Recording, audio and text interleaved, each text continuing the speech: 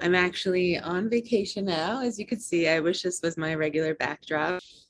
One of the things that I wanted to talk to you about, and really just want to remind you of, is that even though I have, my background in fertility medicine, and I worked with IVF doctors and reproductive endocrinologists, I will say that yes, that is like a valid and important background for me, but my real awareness of my womb came through just being a woman. It didn't come through that. I did that work for 10 years without really connecting to my own womb. So that's an important note that I really want to share with you, that you are the expert of your body. You really are the expert of your body. And especially when our government is trying to take control in a lot of ways of our body, it's important to just remember that you are the expert of your body. And you can really get in touch with what your body is telling you. And I want to help give you a little bit of background of what's happening in your body. This is all information that we really should have been taught, when we first got our period. But unfortunately, this information was really taken from our grandmothers and our mothers, and so they didn't have it to pass on to us.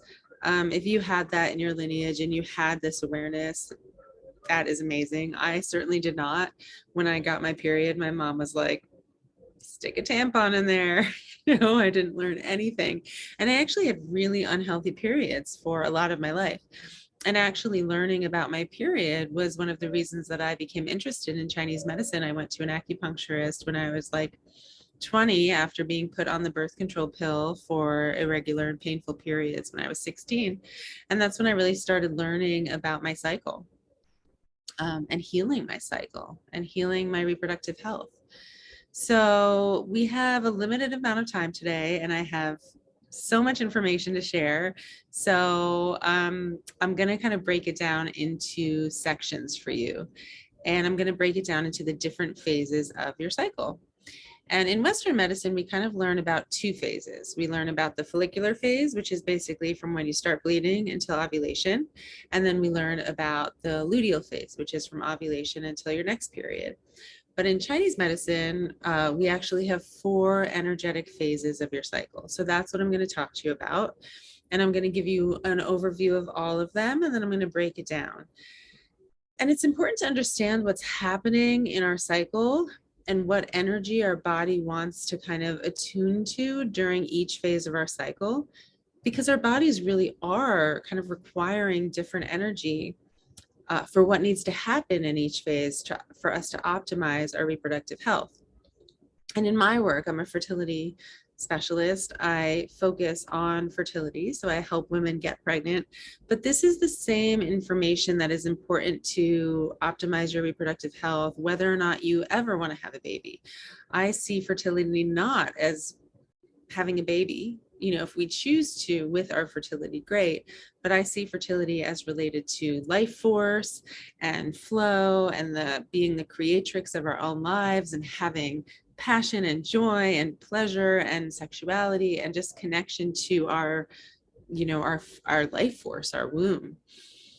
So the same information that a woman would use to become pregnant is actually the same information that she could use to know how to not become pregnant.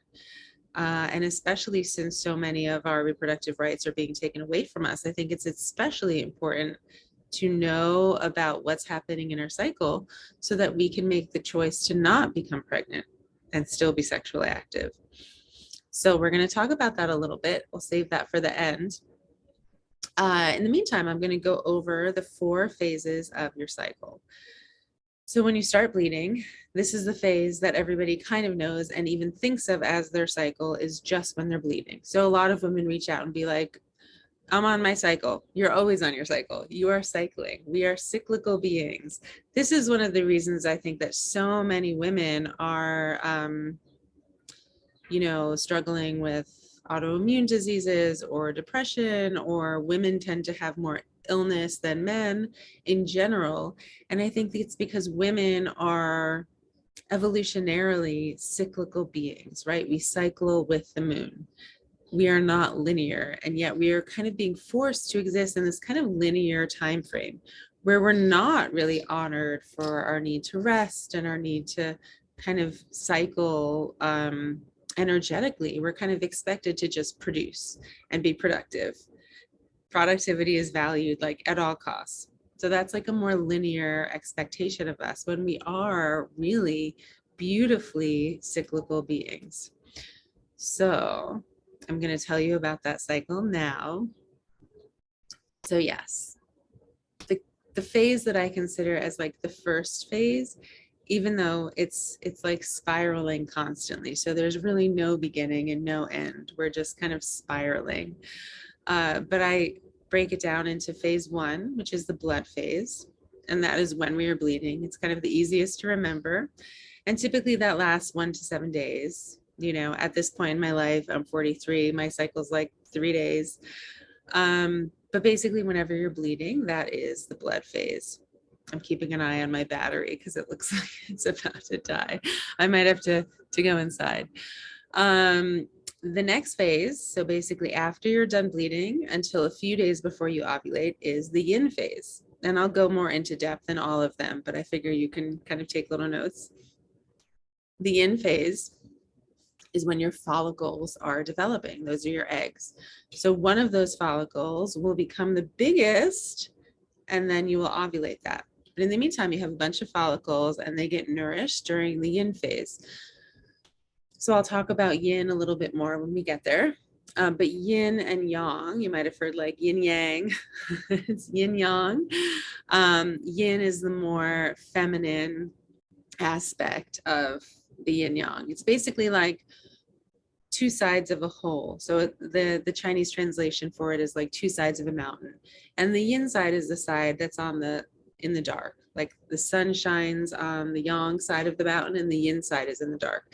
So while it tends to be more related to the feminine aspect of the body, it's not female. All humans should have a relational balance, dynamic balance of yin and yang energy. And it's dynamic, it can change. So during certain times of our cycle, we might be more connected to our yin, feminine energy, and then certain times we're more connected to our yang energy.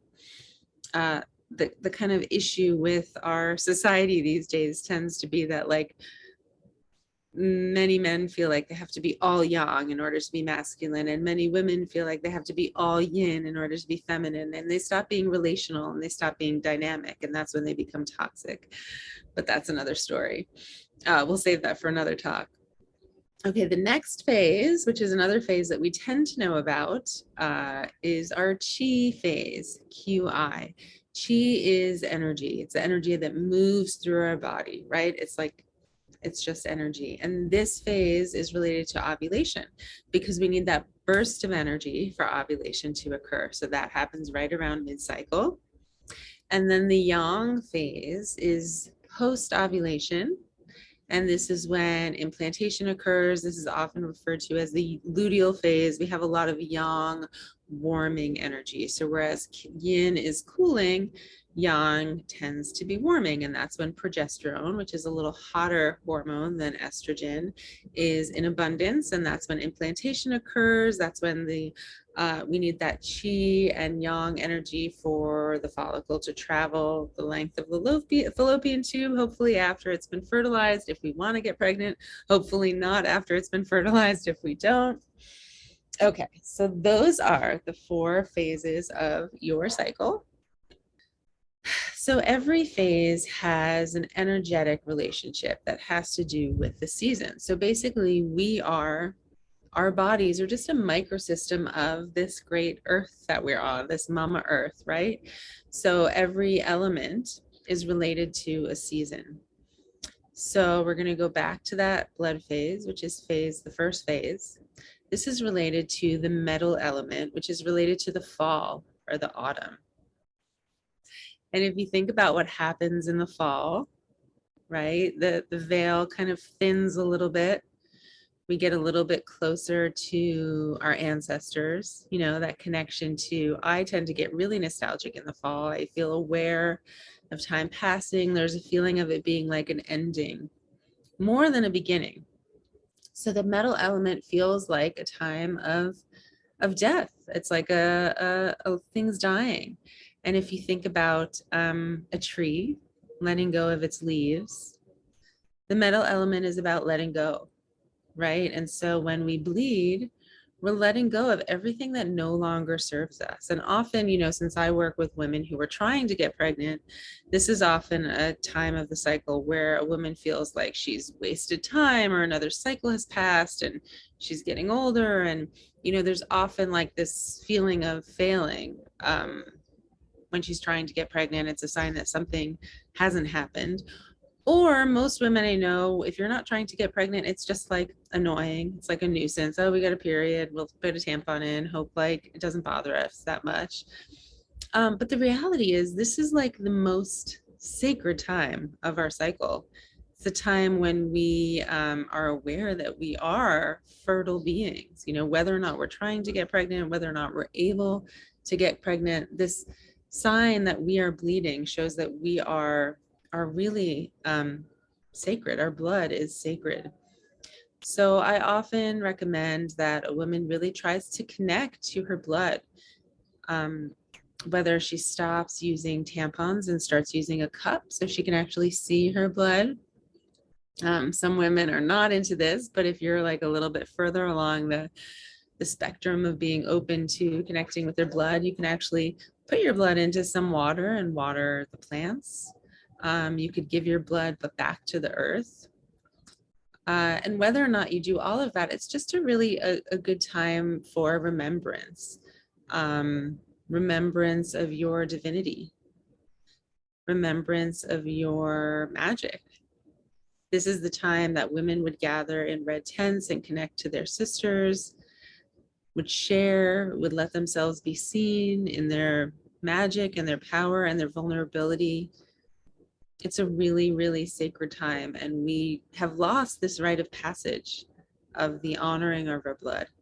So it might seem like something like, oh, I'm not going to like honor my blood, but like if you can, it's really, really wonderful to do. One way you could do it is just really look at what you were letting go of, like what you are releasing. It could be some karmic energy. I have some womb clear. I'll share with you my YouTube channel. I also have a course. I have some products. So I'll share with you everything I recommend. But in my YouTube channel, I have a free womb clearing meditation. So that is amazing to do if you feel like you're storing like the trauma or the energy of past lovers in your womb. If you're storing like, if you have feelings from like things that your female lineage held onto that is no longer serving you, you can really work on clearing that and letting that go. The metal element is related to the lungs, so it's all about inspiration, right? What inspires us, and then exhalation, that out breath. And it also is related to our large intestines, which has a lot to do with literally the shit we are holding on to that is no longer serving us. So I really, really would love for you guys to look at your blood phase as an opportunity to get quiet, to go inward, and to look at what comes up for you. I'm sure if you're anything like me, you just had some PMS before you bled, and maybe some stuff came up for you that you're like ready to let go of. So if the blood phase is an issue, right? If your blood is healthy and your energy is moving freely, you actually will not get any cramps. So even though cramping is common, it's actually not normal and it's not healthy. So even a little bit of cramping is an indication that you have some stagnation, you have some stasis of blood and chi. So getting your blood to move is really important. So womb massage, again, on my YouTube channel, I have a free tutorial for womb massage. I have some womb healing oils, and then herbs that are more blood invigorating. So my Bitches Brew tea specifically is for moving through, is the most blood invigorating. So if you have endometriosis, even if you just have PMS and cramping, but kind of on the spectrum of that, if you have endometriosis, if you have adenomyosis, if you have fibroids, these are all blood stasis issues. So it's almost like the blood has become so stuck that for a fibroid, it is kind of conglomerated. It's gotten really stuck. Or in the case of endometriosis, it's like bursting out of these vessels, right? It's actually bursting out of the uterus. So this often has to do with some blood stagnation plus heat. Often there's the energetic resonance of like rage when it comes to endometriosis. And again, it's not always ours. We do store the trauma of our ancestors in our wombs. Okay, so moving on. The next phase, I'm trying to think if I left anything out. I think that's it. That's good for now. I'm trying to keep this all within an hour. So the next phase is the yin phase. The yin phase is one of the most fabulous phases. So like I said, yin is related to cooling, estrogenic, feminine component. Yin is, I think, the energetic that has been most undervalued in our society for the past few thousand years, since the advent of science, basically, and mental consciousness at the expense of magical, mystical consciousness, intuition. And that's not to say that one is better than the other. It's that actually they're both important. And we have, for thousands of years, been valuing logic and mental awareness and intelligence, like knowledge, mind knowledge rather than body knowing. And both are equally important. And we've become out of balance because we've been relying so much on science that we've lost this like intuitive knowing and the value of that. And so all of the qualities that have to do with the feminine have kind of been like relegated to like a lesser version, you know? So really beginning to honor the feeling aspect of the feminine, the feeling aspect of yin. Yin is receptivity. Yin is the water element. So like look behind me, it's so calm. Yin is fluid. Yin fills whatever vessel it is in. So if I have water in here, it will fill it up. I don't usually use plastic, but I'm on vacation, so you gotta give me a break. So yeah, yin is like free flowing, and yin can be fierce, right? If you think about the ocean, yin can get enervated by yang, but I'm not going to go into that. But yin tends to be receptive, right? It feels and it absorbs and it receives. And if you think about like a woman's sexuality, it's actually more about receiving, taking in.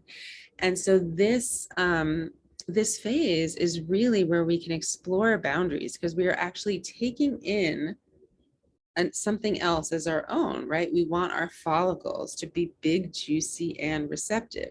Whether or not we're trying to get pregnant, we want our yin energy to be flowing. So yin is kind of like go with the flow, right? Are you like controlling everything around you, trying to like keep it contained? That's a good sign that you're not really trusting or honoring your yin. And yes, like the emotional aspect and the physical manifestation are very much linked.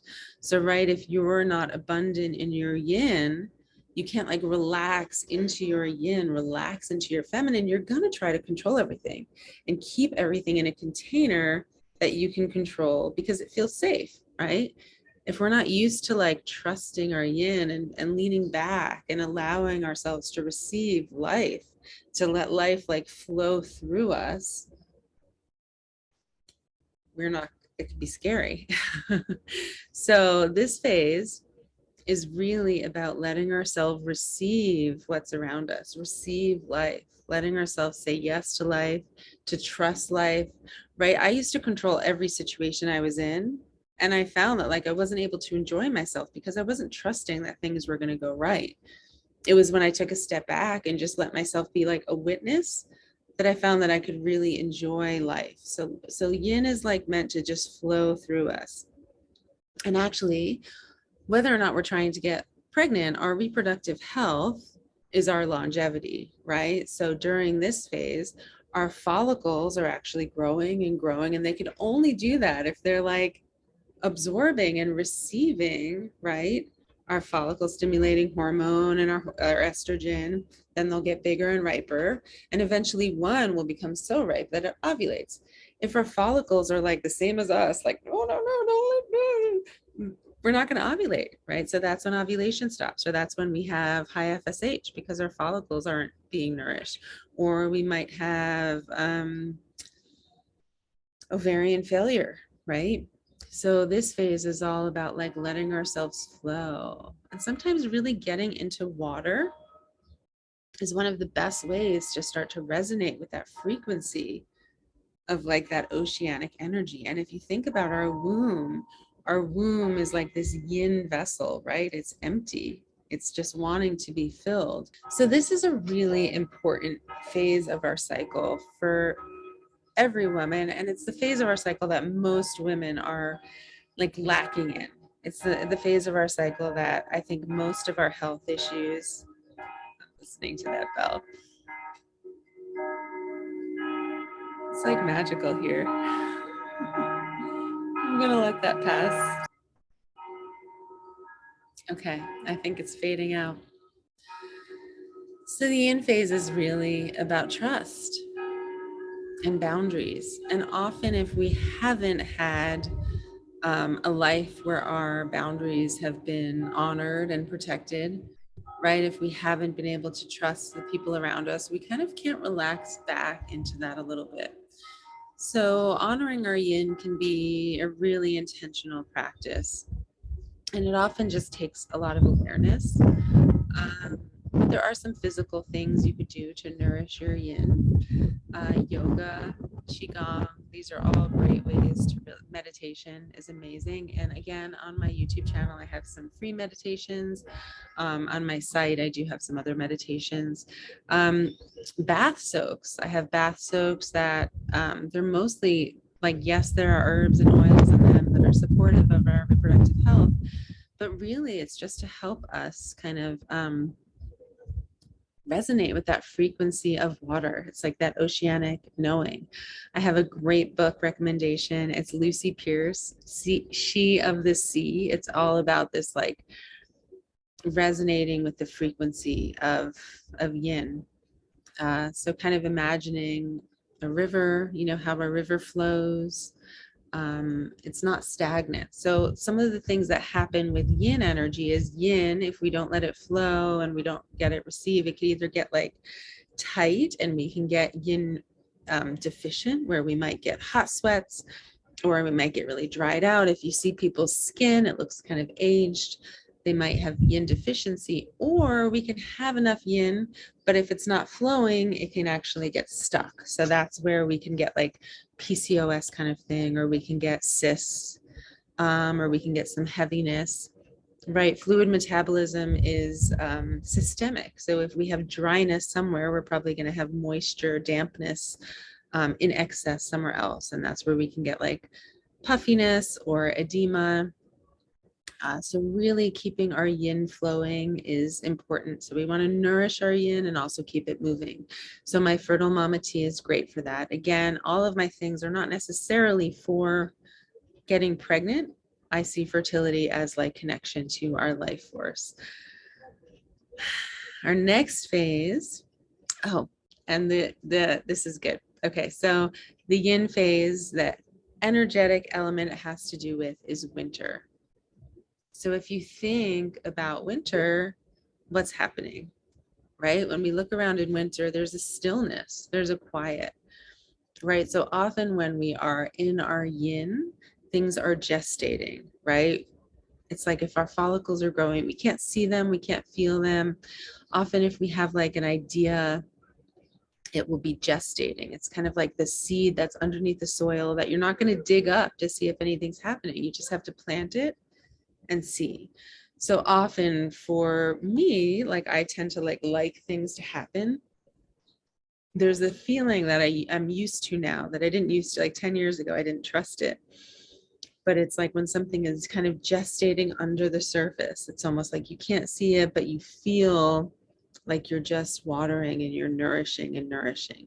So yin is all about nourishment, nurturing, nourishing. So how we feed ourselves, how we nourish ourselves, how we take care of ourselves. If you're somebody who has a really hard time like letting yourself rest, take care of yourself, I used to be the kind of person that would be like, I'm gonna do yoga, but I'd like schedule it into like a frenetic schedule. It like wasn't it wasn't really honoring my yin. It was just like, that's good for me, so I'm gonna do it. So really try to give yourselves time to rest. And often like it's not valued, right? We live in a society where productivity is valued at all costs. So really like it kind of takes a little bit of dedication and devotion to like decide. I think it's like a little bit of an act of resistance to like decide you're going to honor your yin, decide you're going to honor rest and nourish yourself and nurture yourself. So that is yin. Our next phase is the chi phase. And we talked about this a little bit. It's usually around like day 12 to day 17-ish. It's like within the time frame that you'd be ovulating, right? And so chi is that energy moving through your body. So this is the phase where we're really, whereas like yin, we were like nurturing and receiving. Now during the chi phase, we're really going to get things moving, right? We want to get things to start moving. We might want to do a little bit more of a rigorous workout.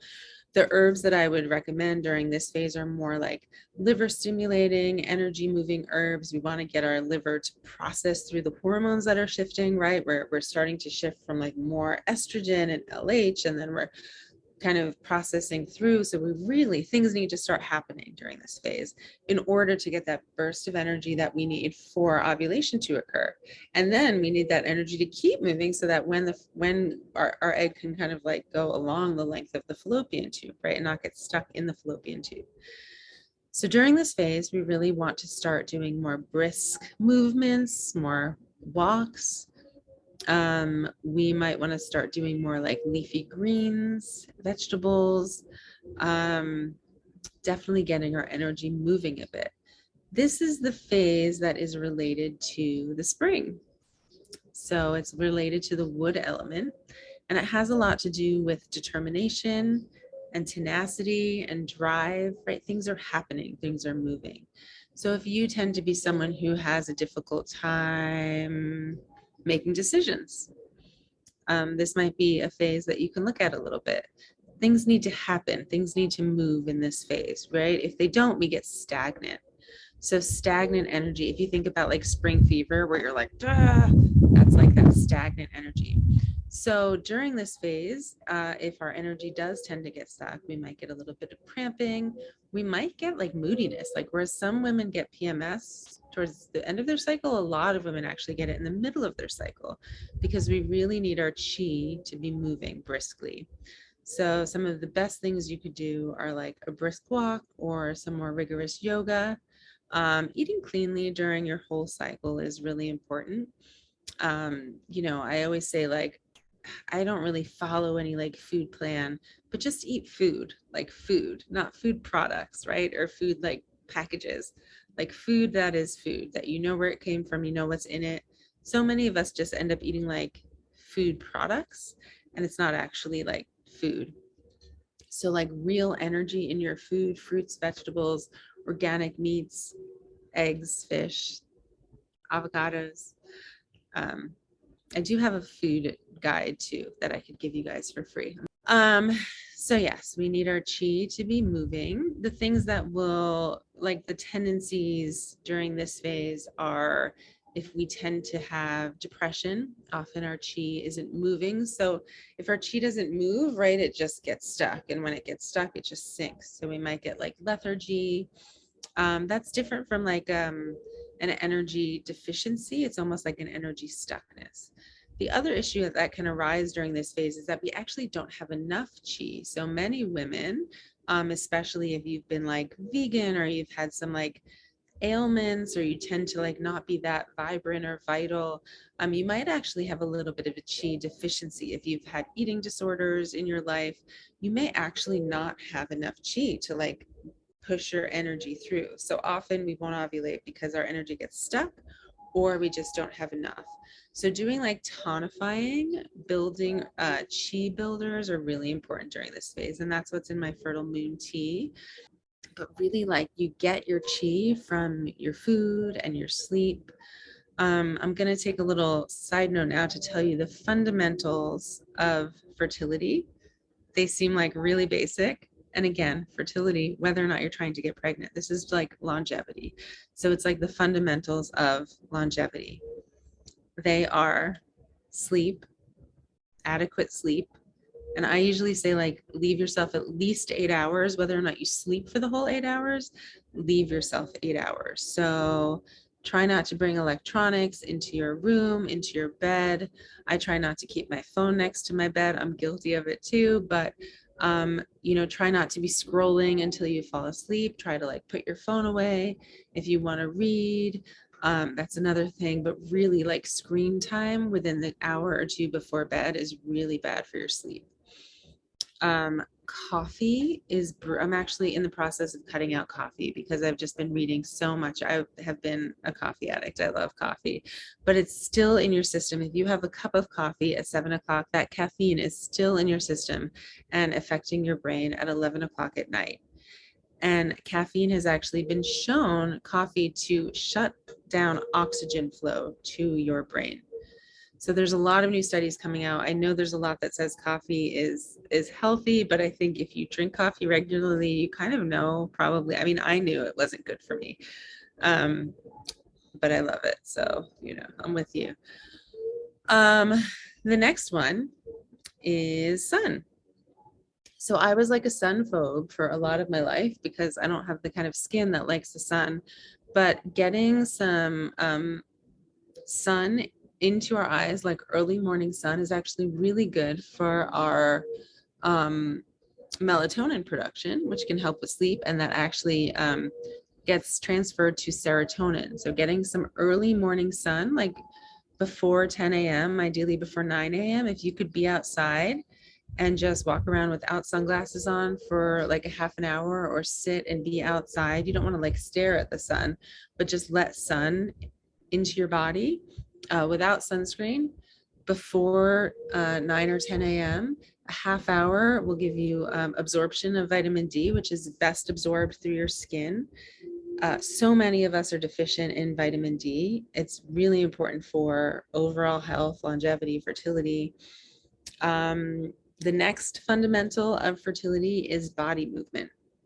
So I don't really even call it exercise anymore because so many women have a negative experience of exercise and exercising like to punish yourself, but like body movement that feels like you are like enjoying your magical body and feeling juicy in it. For me, I love to dance. I love to listen to music and move my body. I love to be strong. So I go to this Legree class. It's kind of like a Pilates, or do yoga. Just moving your body in a way that feels like delicious to you, like that your body is your temple. So like if you're running because you hate it but you feel fat, or like, that's a different kind of body movement. So really like feeling your body and letting yourself move and be connected to your body is really one of the fundamentals of overall longevity and fertility. And the last one is food. So what we put into our body, I view it as medicine. And yes, I am an herbalist, so of course, like, I see plants and foods as medicine, but also there's so much like pleasure in food and deliciousness in food, and it's how we nurture and nourish ourselves. So really what we put into our body, and I don't believe in good or bad things, but there are foods that tend to be more inflammatory. So these are the things that usually we'll say to avoid, like gluten and dairy tend to be inflammatory. Fried foods tend to be inflammatory. It's really impossible kind of to be optimized, to have your fertility and your longevity be optimized when you have inflammation. It's just not, the two can't coexist. So the things that help reduce inflammation, I have a detox tea that really helps to reduce inflammation. There's a lot of like detox supplements to reduce inflammation, but really food like fruits and vegetables can be so anti-inflammatory. So those are the four fundamentals of longevity and fertility. I'm very aware of my waning light, so I'm gonna move fast. The next phase after the chi phase, right after you ovulate, is the yang phase. And this is considered like the luteal phase, right? This is where Progesterone is at its highest because your egg that you've ovulated is what produces progesterone. So then you have progesterone, it's more hot.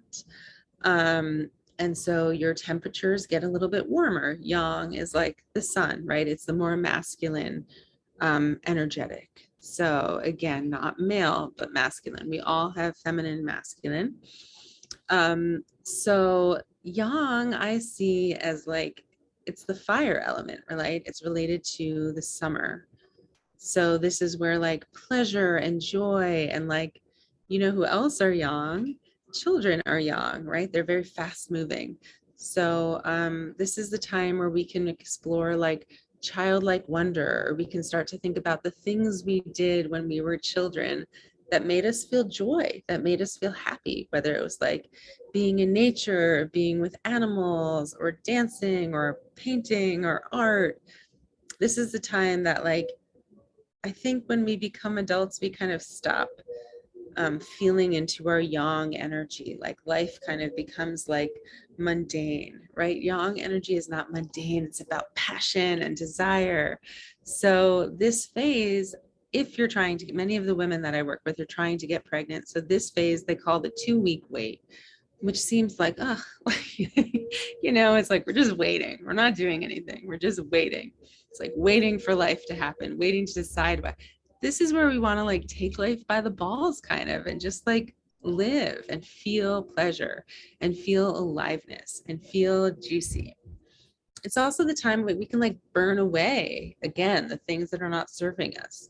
So connecting our heart energy, right? Our heart is where we feel joy and love, and it connects down to our kidney yang, which is like our will, our drive, our passion, our purpose. So it's really good to like think about our purpose in life. What is our purpose?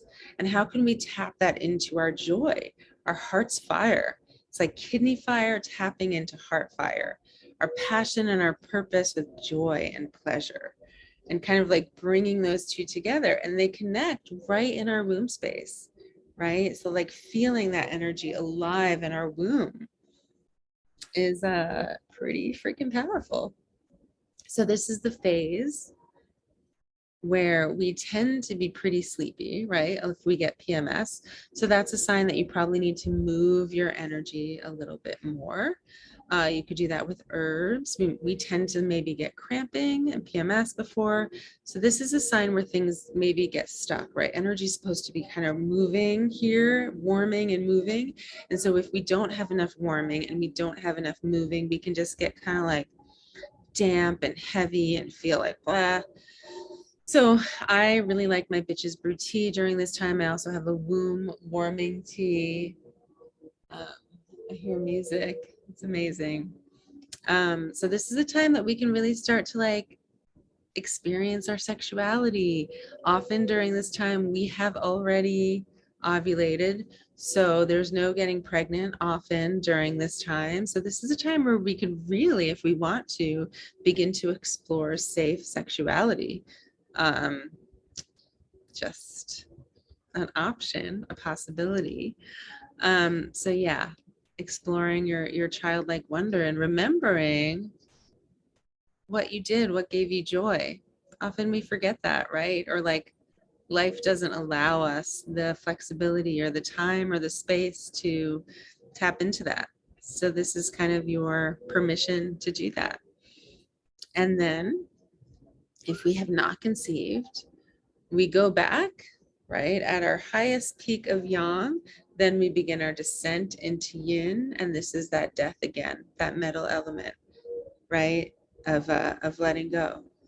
So that is the 4-phase approach to our cycle. I think I did that so fast. I was like, let me do it before the light goes down. What did I want to tell you guys? Oh yeah, so let's talk about sex, baby. Let's talk. I feel like we should have that like salt and pepper song in the background. I want to talk about sex from 2 different viewpoints. The one first is if you're trying to get pregnant, and the second is if you don't want to get pregnant. And basically understanding our cycle, knowing where we are in our cycle, You can do that by tracking your basal body temperature. I also, on my YouTube channel and on my website, have information on how to do that. We don't have time, so I'm not going to go through that now. But you could really have a sense of what is happening in your body and where you are and where your hormone levels are by tracking your basal body temperature.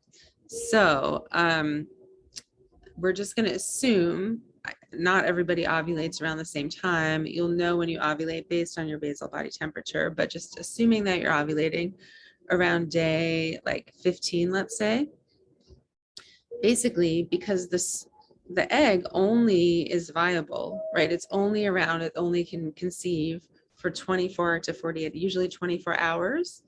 You have a very short window where you can get pregnant based on just the egg.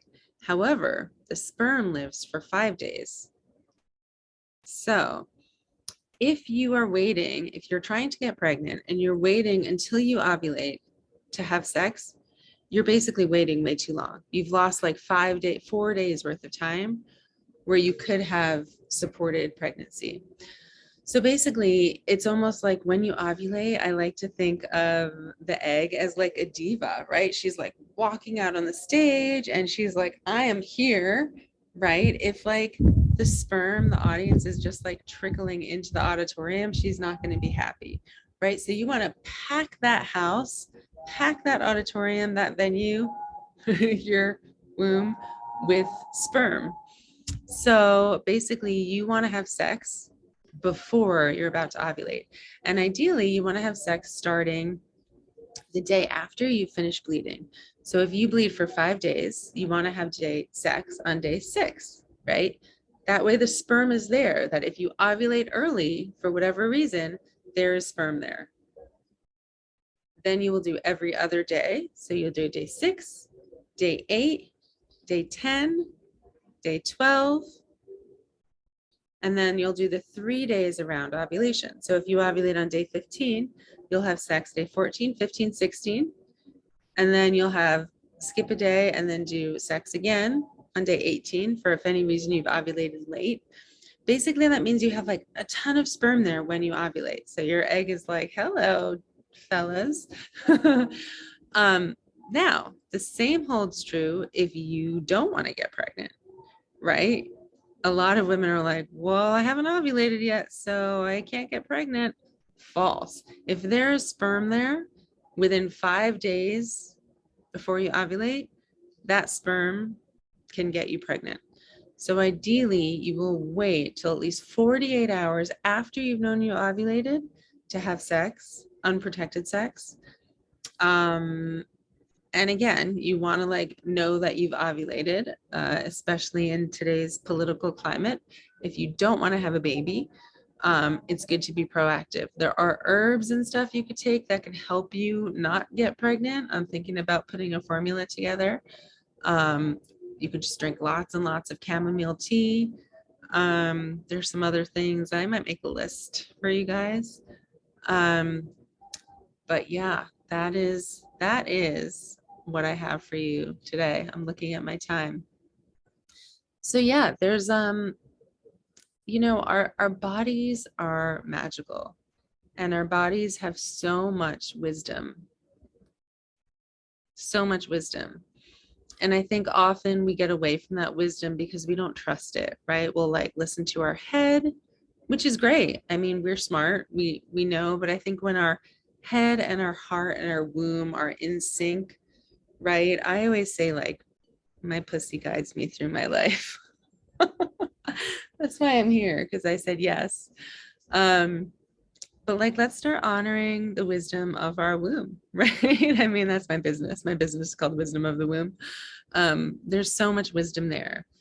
Who we can feel safe with, who we can trust, who we can feel vulnerable with, who we can open to, who we can let see us, who we can let love us, who we can love.